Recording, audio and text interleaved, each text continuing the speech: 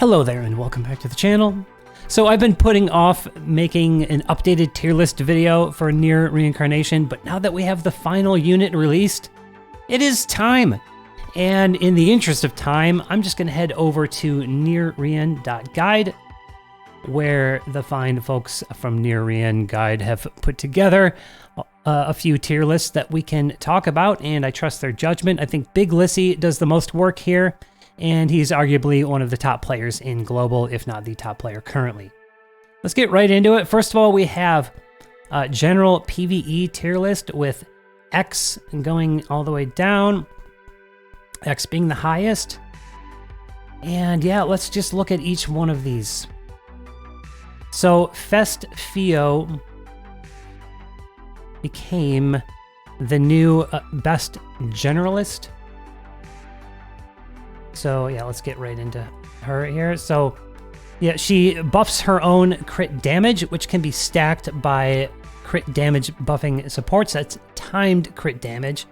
And, you know, it turns out that that timed fatal buff is a lot like Pursuit and Bold Figure. Very powerful.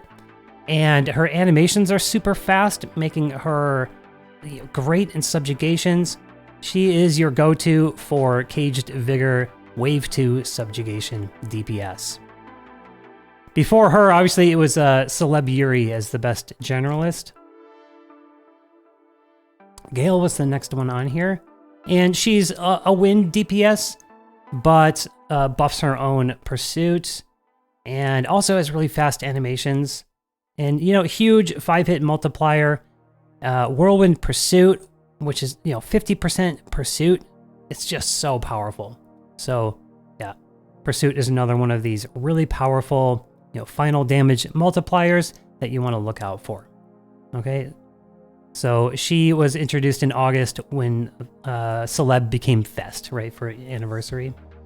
Now we just got New Year Griff. There's a lot of wind DPS in here, but yep, another huge 5 hits, but buffs Pursuit for all allies.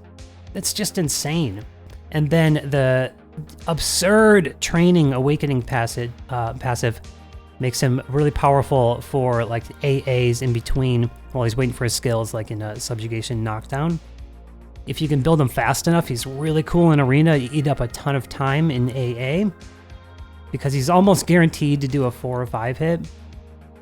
And again, it has Whirlwind Pursuit with modern crazy attack values. Now the attack value you're seeing here isn't, I'd have to go down here and turn on all of like Awakening and all this stuff. So just know that's top tier. I think in game he's probably listed over 10k. Yeah, I like him a lot more than Gale, but he's a lot newer, you know. All right, New Year Sarafa is, you know, you can watch my video on her. Obviously, she's kind of the peak of power creep in this game from January, from New Year's. And yeah, she has an absurd 80% Caged Vigor and another one at Awakening. Void Drive to increase, you know, the attack of dark weapons.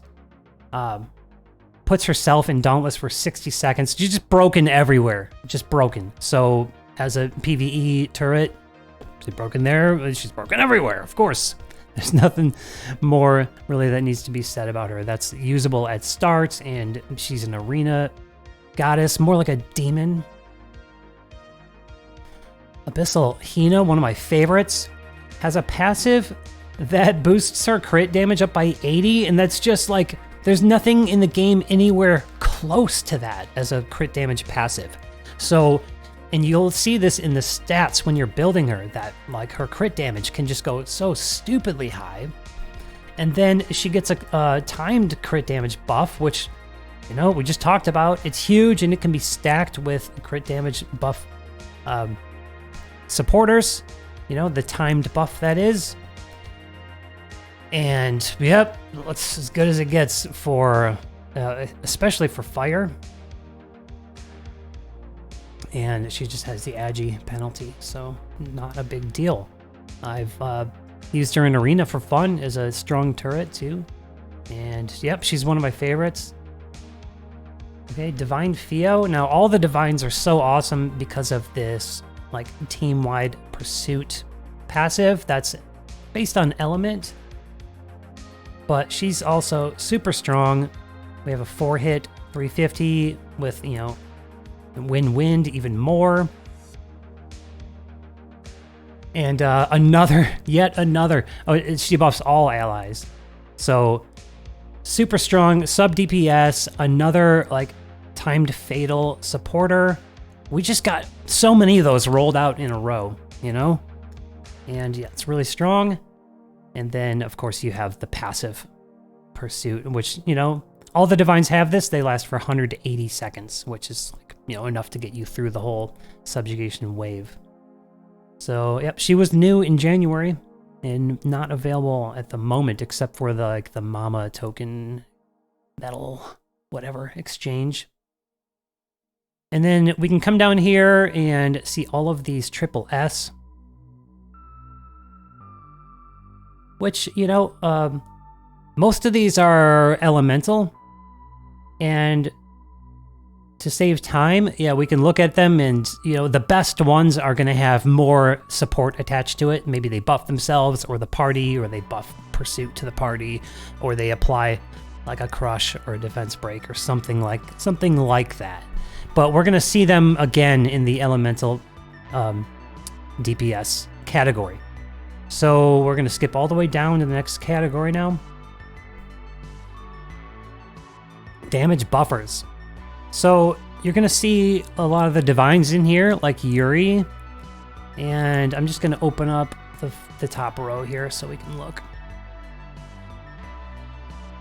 Akeha's brand new. Fast Christmas Akeha, long-standing, like, top-tier damage supporter.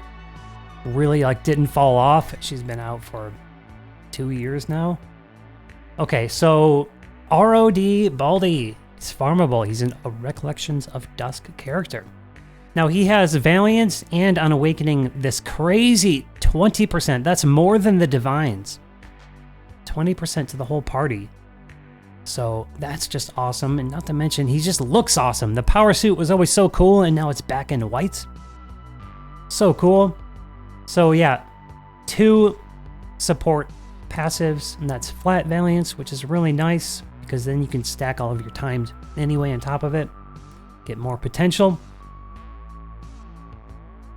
And then, let's see, increase all allies wind damage by 20%, increase damage of, increase pursuit, you know, give pursuit to all allies when using wind. So even more pursuit. Yeah, he's busted. He's by far the best ROD character. All right, brand new Christmas Marie.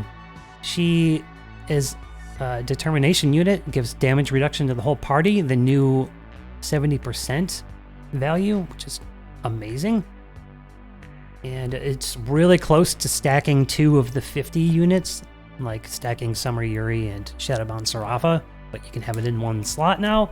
But then, speaking of timed fatal, she gives that. So she's like a defensive unit that gives offensive support to the party. If you're using fire, then she'll even revive someone. The Defiance gimmick was kind of a letdown, and it can be cool if you can trigger the condition, but yeah, basically it makes you guaranteed counter to any auto attacks. And it's really hard for that situation to arise. In PvP especially, with the, you know, the new 30% additional cooldown we got after Sarafa Gate. In the fall, you can watch my video on that one too. Alright, Christmas Noel is amazing because she does so much. Okay, attack buff to the party, pursuit buff to the party, defense break to the enemy when using wind. 3 different things, and a passive Valiance, the passive Mastery, which can help you chain your autos. And, you know, that's mainly used for, like, trying to chain autos in like a knockdown or something. I'm not sure if I'd bring her in Arena just for that. To boost a sniper, that's not really a thing anymore. Divine Yuri has passive Valiance and the usual passive, like, elemental pursuit to party. And Timed fatal, timed critical hits. Very, very strong. And then she is strong herself. So amazing unit here. And you know what? I love assault. I love crit rate to party buff. We don't see it a lot, but when you have it, it makes things easy to build and makes your other characters able to, you can fine tune the memoirs and get more crit damage. The new Fest Akeha is a DPS. This is so weird that they gave her bold on a fire unit, but that's just a gimmick in her character skill, actually. But yeah. Oh, what do we have here? Timed fatal. So, and it's 45. It's really strong. And she herself has like top tier attack values. And a 4-hit, which is kind of, you know, she's always been kind of locked to, unfortunately, like Sino, Akeha. It's kind of the same thing, but just a selfish DPS. And she has a little more support. All allies, so that's party-wide. Cool. Now, the good old standby Christmas Akeha gives pursuit to the party for 60 seconds and attack buff to the party. And then we found like basically what I'll call a bug that in subjugation, if you cast it immediately after the Moose Q's big nuke, that like she can do it and skip the animation time, and then it'll just be ready again because of the mechanic in that wave, and then be able to cast it twice, stack all that pursuit. And yeah, she like hardly fell off. And the only reason to boot her is because you have something even better on that specific element. And then Summer Demos came with the same thing, but he actually has hits. It's just locked to dark. So he was cool. All right, and then, yeah, so we see some more divines in here, some more timed fatal right here, etc., etc. As we go further, we're going to see element buffs, attack buffs, and it's just going to be less and less effective. So, yeah, those are the best. All right, defense breakers. Let's go ahead and just do a quick comparison. So the best ones are going to have higher multipliers and or longer times. And then just be valuable because of what else they bring. You know, like Noelle, we just looked at her. Hers is 20% for 30, but look what else she does. Abyss F66X was always one of the best wind supporters. 30% for 60. Now 60 is just incredibly valuable. It makes your life so easy in subjugation. Lacrima Lavagna was always one of my favorites. He brings a 45-second defense break and wind crush, both 45 seconds. Really cool, has timed valiance, so it gives you buff stacks. I love him. He's strong himself because he has pursuit. Of course, you know, that was like, in his heyday, he had top tier attack with pursuit. And yeah, amazing. And he's still used on X scoring wind subjugation. Support.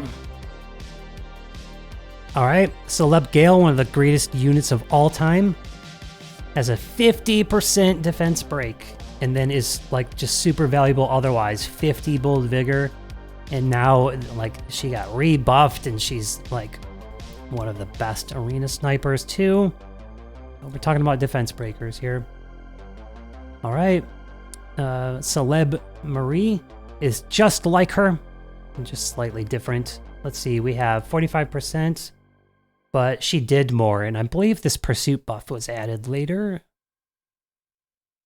And yep, so when they were both available, Marie was hitting better numbers, etc.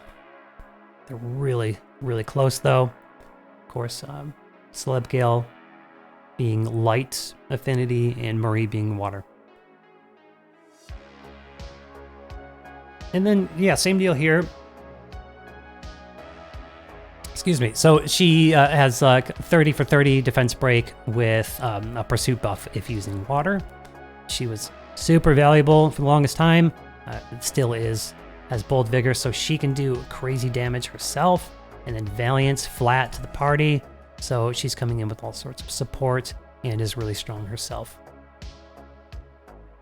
And then, yep, Sino Noelle was always a standby as a defense breaker. She's still in all my teams. Of course, I'm not a subjugation tryhard, but yeah. 30 for 30. And when using fire, would buff like the team's fire. So yeah, the Sino units, when they came out, they were so good. And again, flat Valiant. All right. Elemental support. So we already talked about ROD Baldy. Then we see the Divines in here. And let's see, Abyssal. So, you know, like these are, we're going to see things like attack buff and element buff and that kind of thing with these Divines. And then Abyssal Yuzuki. Let's take a look at Mech Gale too. We already know Lock Lev, and we'll look at Abstract Serafa. So, you know, really strong by himself. 20% defense break for 60. That's crazy. And then a light crush to enemy. And then swiftness. Lucid Pursuit. Super strong by himself, and then has all of this amazing support. So elemental support because of the light crush. Yeah. And then that defense break just cherry on top. Mech Gale is really a great arena sniper that also has a 60% defense break and then buffs the party's dark damage. Okay, and then this one didn't load. Let's do this again. So yeah, crit damage buffer. I think it depends on fire. Let's see. Yeah, so she's a timed fatal unit, but fire. And buffs for 45 seconds, which is nice. The 30 is really hard to work with. And then I'm going to leave it there. Elemental DPS. So yeah, we only touched on them. We talked about Hina already. We got a bunch of Yuris. Yuri always has like the DPS role. And we talked about Yuzuki. So Marie, which by the way, I do believe usually they're in order, but Yuri is pretty superior to Marie. Higher multiplier, damage, light damage, and a light. So that's the to self, and then a light crush to enemy, and then Marie has a good multiplier, 5 hit as well. I guess it's because it has the bold multiplier. Is why maybe she can do more damage, I guess. I bet Lissy will come in the comments and tell me why he put her first. Also has the light crush. They have the same 2 passives, Vigor and Lucid Drive. Let's see, Bold Vigor, Awakening for her. And then this was really interesting. This is our most recent Yuri, Fest Yuri. She's available on the Fest banner, and she was a crit damage light unit. So they went a different direction with her. Pretty interesting. Yeah, maybe that bold just makes her cap easier on the character skill. It's the only thing I can think of here. And then the Water Yuri we got for Christmas.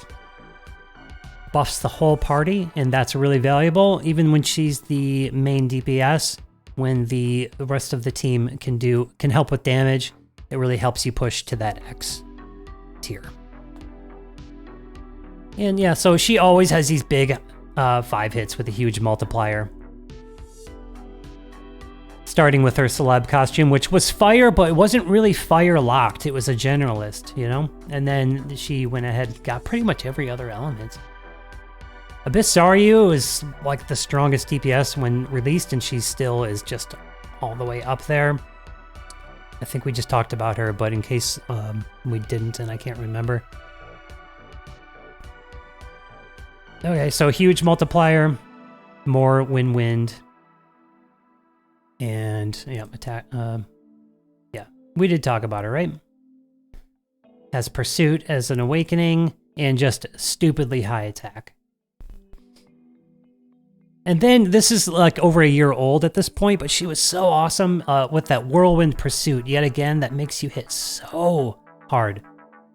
And yeah, just 5 hits and buffed her own attack, which really made Subjugation knockdowns really easy.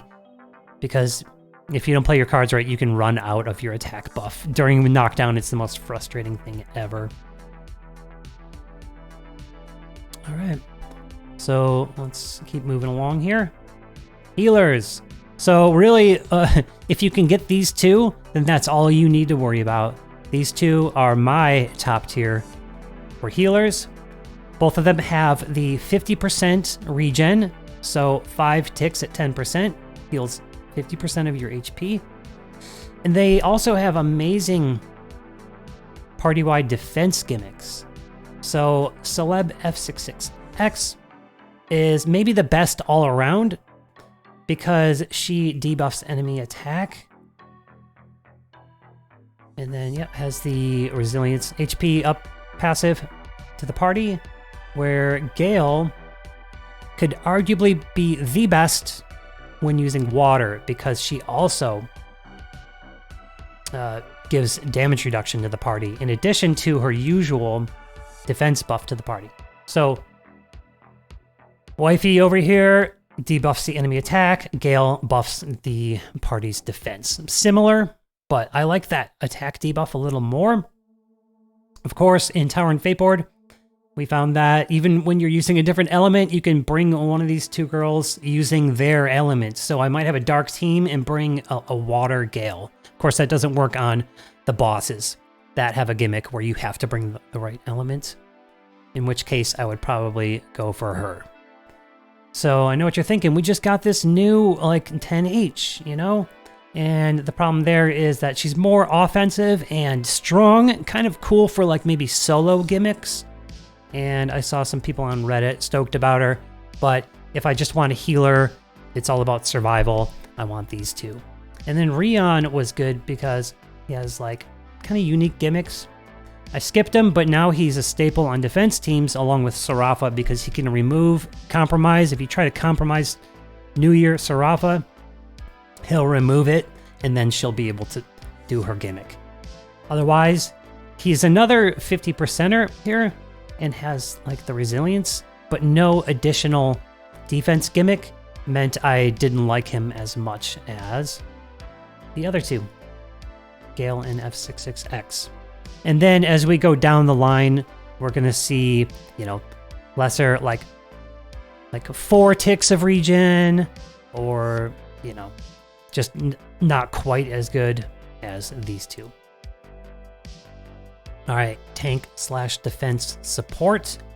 So obviously we have all of the Indomitable units, the Determination units, Christmas Marie, and Saryu being the best because they have 70%, and Marie being the more offensive one with that crit damage buff, and Saryu, who just released, yes, and has, let's see, she's just like Summer Yuri. She debuffs the enemy's attack and their crit rate, and also removes 2 buffs. It's 30% resilience. Yeah, so she's just up there. This is maybe just an oversight having Yuri more because Yuri doesn't do anything more than Saryu and has less determination.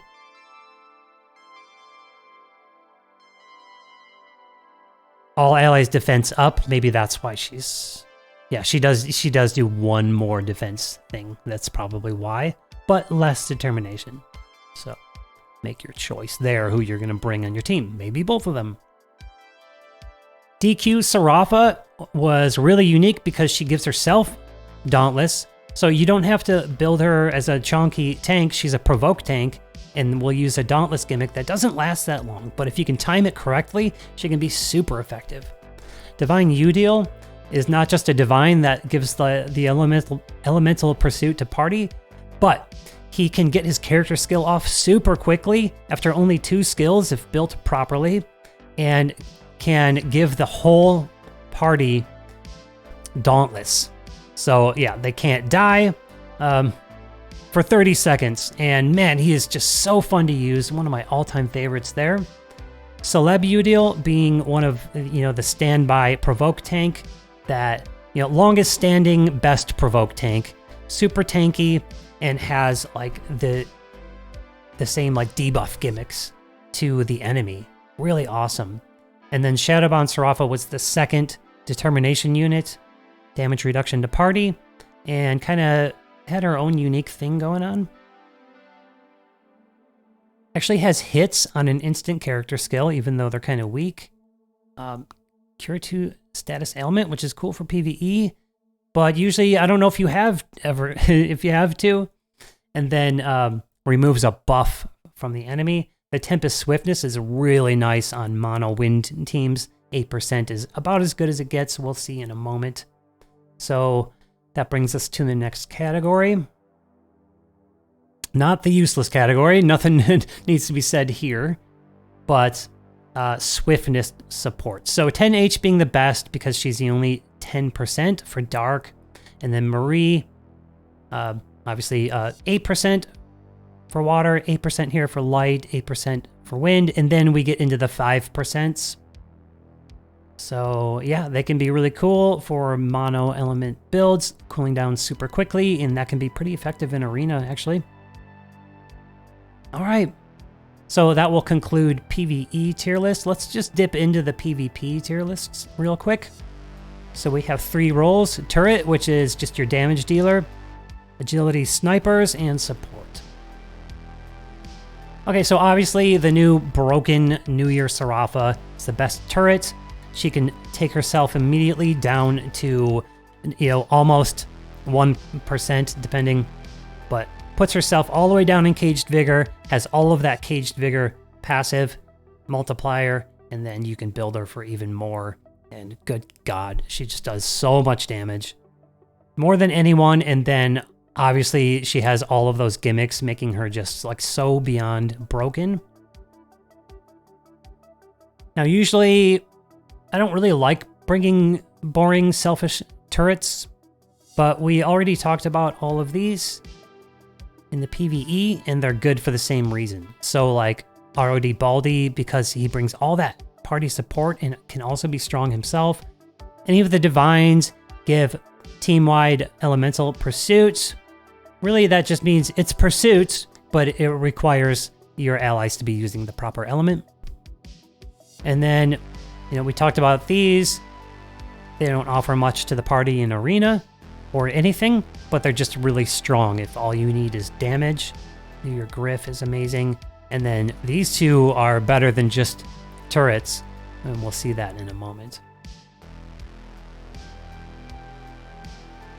Okay, so that's the turret category. All right, let's look at the snipers, my favorites. So Celeb Gale got rebuffed, has 50% bold, 50% timed agility. It's really easy to get her to 100%. And her attack stat was buffed to top tier. So all of those things together just make her terrifying. And it's really cool to see her back because she's a longtime fan favorite. Mech Gale was awesome because she has flat agility. So if you can stack enough timed on top of it, by herself without a supporter, she can get faster than anyone. So Priet is also there, and Murder Kitty is one of my favorites. I would put her up higher. Now, Oathbound Marie, I wouldn't necessarily put her here because she doesn't have any agility passive on her own. She does have the Bold Vigor, and just like, bringing Nier Griff and building him, fast. If you can make her fast enough, you'd have to be up against a slow team, but she'd be very effective because of her top tier attack and the Bold Vigor. And yeah, it's pretty much why. But I would put Priet up here, and then Udeal is awesome because he has the gimmick of compromise. So he's kind of like a counter to Serapha as long as the team doesn't have DQ Rion. And then he also has the new upgraded timed agility, like Lars down here, who had 60. Udeal has 60. And yeah, pretty much the gimmicks, and he's powerful, fast. Actually, we haven't looked at him yet. Yep, timed agility, and oh yeah, Liquid Haste makes him cool down even faster. He's got so much going for him, but of course he was introduced in Nier, where we pretty much had the peak of the game, the peak of power creep was Nier, and Udeal was in there with it. So, incredible multi-use agility sniper in Arena.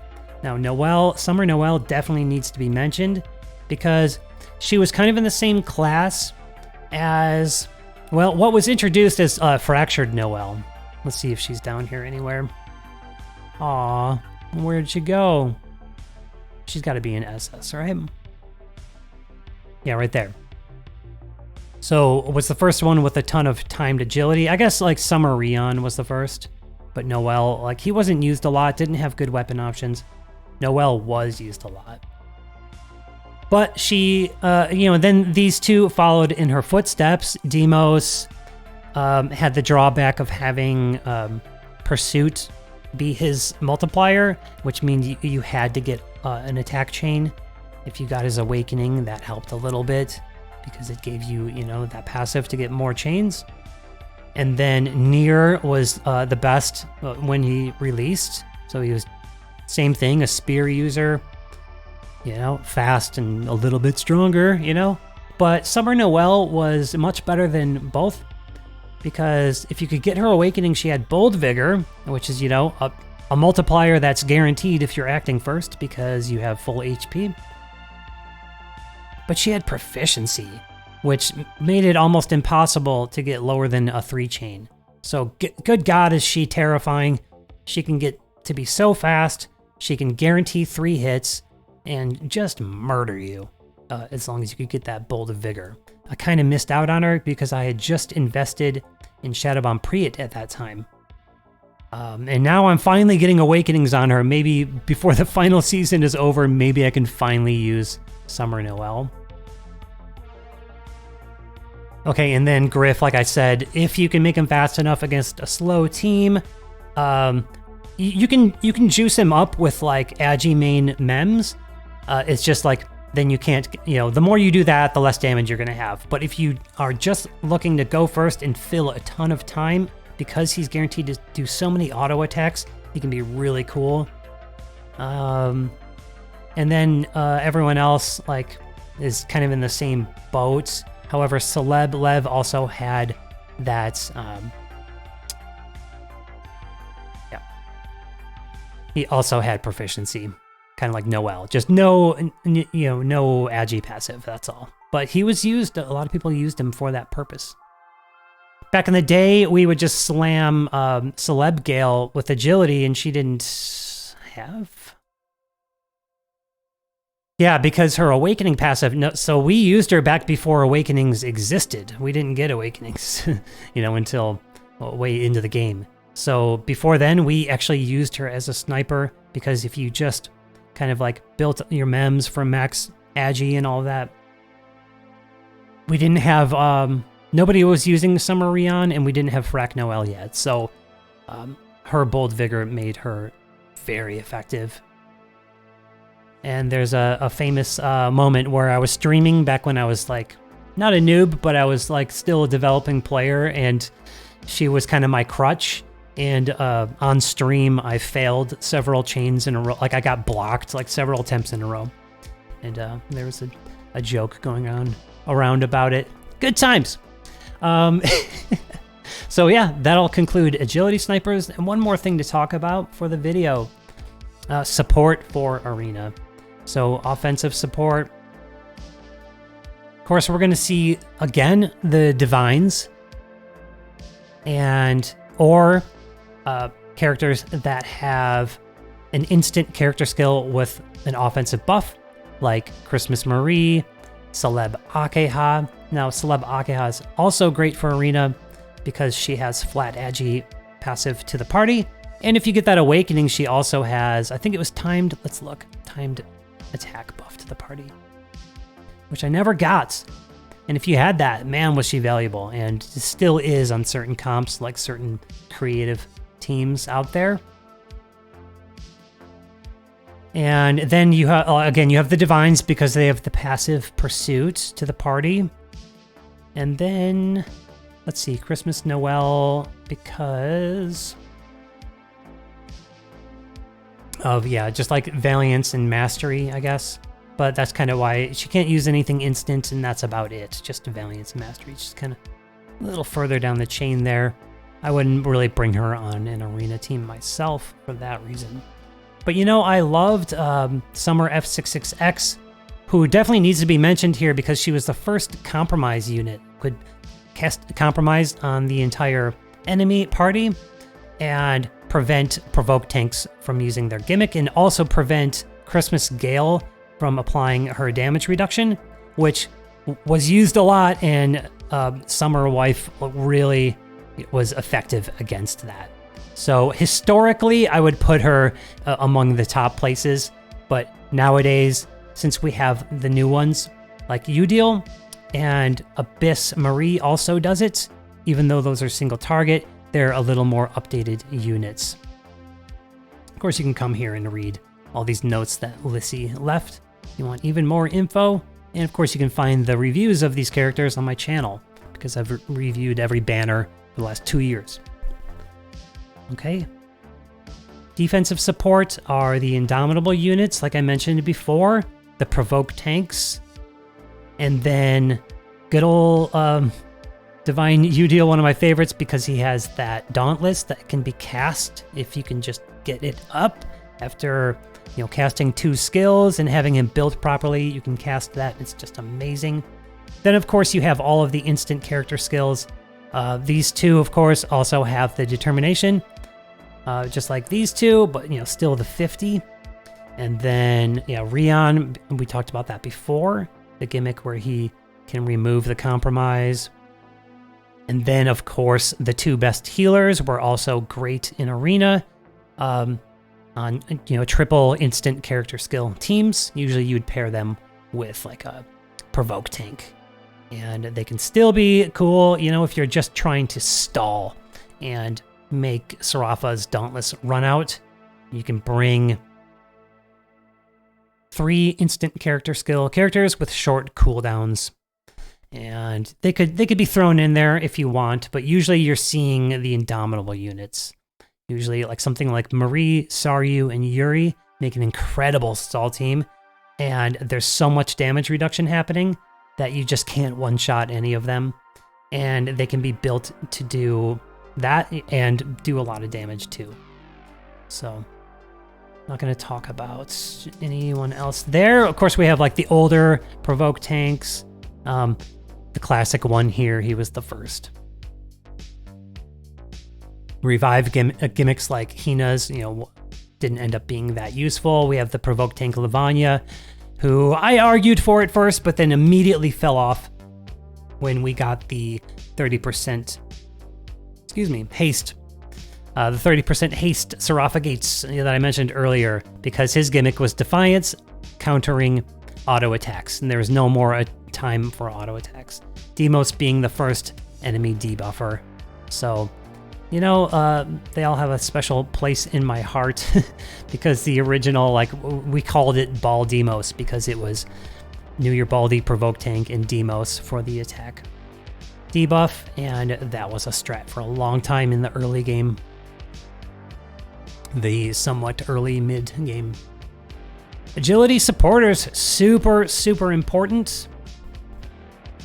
Hina being the new best because after Karma, she actually became somewhat usable. It could have Pursuit and be somewhat strong. 2B because she also has the upgraded 30%. And those are flat. And then Akeha had the 20% flat. We talked about her a moment ago. If you got her Awakening, she had the attack buff too. Gale only has it as a third passive, Awakening passive, and it's just timed. There's a little bit of timed agility, but she's so useful otherwise. That's why she's rated high here. Saryu was like the GOAT because not only... And she doesn't have the updated 30. I wish they would have buffed her or something, but I think they shied away from it because of like maybe copyright issues with Sino. But she had 20% flat to the party, which was new at the time. She had attack buff to the party if you got her Awakening, and then she had crit rate to party. So she was just a goddess. And then Lars, now did he introduce the 30? Yeah, so he introduced the 30 and then had Whirlwind Pursuit, which made him just so friggin' strong and so effective. Multi-usage, he was one of my all-time favorites. And then Gale was another 20% flat. Before we had Lars, you'd bring Saryu, Gale, and then a sniper. And yeah, we had to push. You know, we were really backed into a corner and just really had to push Agi like that. And the battles were like coin toss battles. Until Summer Yuri released and we got the party-wide damage reduction. And then, yeah, everyone beyond that has either lesser values or just isn't useful beyond the passive. And most of these are timed, which was less desirable. After we got the subjugation weapons, which gave us 30% and made it easier to stack our own timed up to 100. Okay. Haste support swiftness. So swiftness, it means, yeah, cooldown to the party, and we kind of already talked about them. And for the same reasons, they can be used in Arena. I already mentioned that. So, yep. That's going to be it for this. Again, I will link this site in the description. If you don't know it already, you should be always coming here for any info you need. This is the highest quality website for Nier Reincarnation out there. And from what I understand, there are efforts to preserve all of the stories and preserve as much of the game as possible through this site. So definitely check it out if you haven't yet. And I at least wanted to share my thoughts and maybe talk a little bit about why everyone was placed where they are. So we have just under 2 months left to play. Now, Godspeed to you. Most of these units are available on the banners that are available right now, and then we're getting more, so you might even be able to get the New Year's units at the end of the month when we get those new banners. I'm not sure exactly. I know we're gonna have like a Devoted Abyssal banner, a Devoted Divine, and there's a notice about it you can check out. In any case, the video already became long, but everything I said was necessary. With heavy hearts, we must say goodbye to Nier Reincarnation, but enjoy it while we can, and now at least you know you can look at your roster and kind of like decide who's the best one to upgrade if you're a new player. And if you've been around, you probably already know all this stuff, and maybe you just wanted to watch and compare your opinion to mine or to, you know, the list that was built there. That's going to be it for this one. Thanks so much for watching as always, and I will see you in the next one.